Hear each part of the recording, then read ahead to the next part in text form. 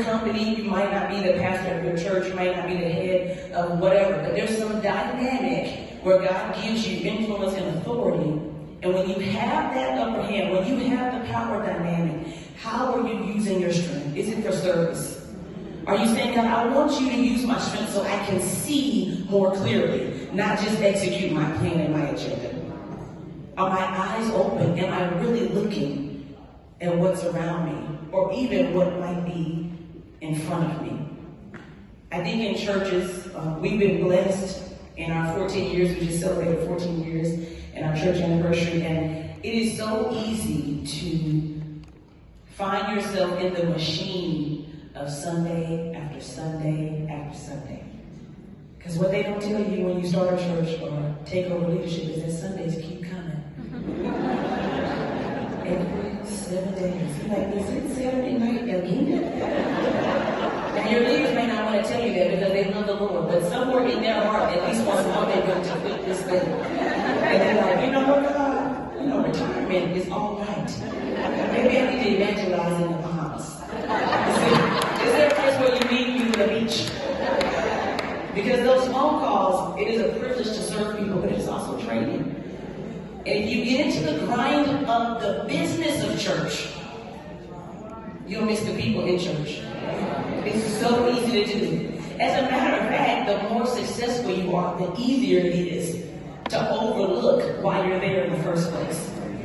Because as more people are attracted to you, and as the applause gets louder of the masses, the individual story is not heard.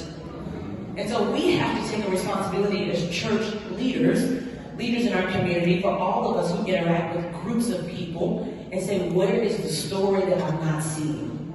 Because God is faithful. He calls us to live in community. He wants us to see and to be seen. It's like a thing right now. This current generation loves that phrase, like, I feel so seen. They say that to me all the time, and I'm like, there's something deeper that I'm missing. And so that's because when you say something that resonates with them, or you share a story, or you say something that speaks into them, or they understand, they get it, and they're like, oh, I feel so seen. And that just simply means that, man, you know me. I feel like somebody gets me. I feel like when I took that hard ball or scored that goal, somebody made eye contact with me. And church is supposed to be the place where you are seen. It's supposed to be the place that you're missed when you're not there. They're supposed to know that when you say, I'm fine, it's not the same as when they really know you're fine. It's hard work in asking those kinds of questions. Living in real community, y'all, is dangerous business, but it is necessary. It's risky. People will hurt your feelings. They're going to disappoint. They're going to betray. They're going to break your confidence. And here's the thing. If you're a leader in this room, you need to understand that your primary feeling, just true for everybody, but as leaders, our primary feeling has to consistently come from God. Because if you are leading people that you need to feel you, you're going to do them a disservice. You have to know that God has called us to this business of pouring. If you find yourself wondering why no one has checked on me, they're not going to check on you. And I'm not saying that to be mean or rude. God has called you to charge them, to lead them, to love them. We all know what it's like as parents to have our kids leave the house and not check on us. Like, wait a minute. You start recounting grocery bills and things you did over the weekend.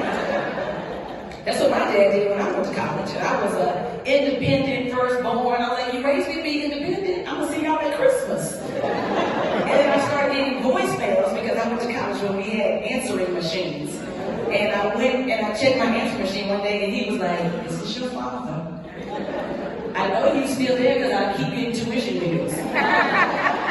Can you call me? Just to, so-and-so has called their parents 8 times. And I'm like, calling my friends, quit calling your parents. You're making me look bad. But that's the goal. That is the other side of parenting or leading people that you care for. You're saying, I'm going to give and pour and support and love, and I don't need that back from you. That's not the dynamic of this relationship. God has given me special power or special influence or special authority so that I can care for you and love you. And as churches, that's supposed to be the safe place.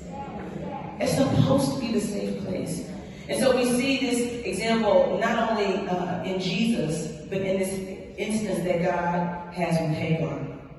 Now I love this because when she comes to this conclusion that you are the God who sees me, well, this is God. So it's not like my daughter and me. It's not that she looked and saw him making eye contact. She knew he saw her because he said something. She knew that God saw her because he spoke to her. And this is how people know when they've been seen by us. When we say something. When we engage. When we don't keep things at a surface level. When the Lord is telling you in your heart, out of the blue, call this person. Text this person. Find out what's going on. When you leave a conversation and you're like, something don't quite seem all the way right. How do we press in? And you may not always be in a position to have the relationship to ask those questions, but we certainly can go to God in prayer. We certainly can say, God, what do you want me to do in this situation? I cannot tell you how many times I have had conversations with people and realized that the thing we're talking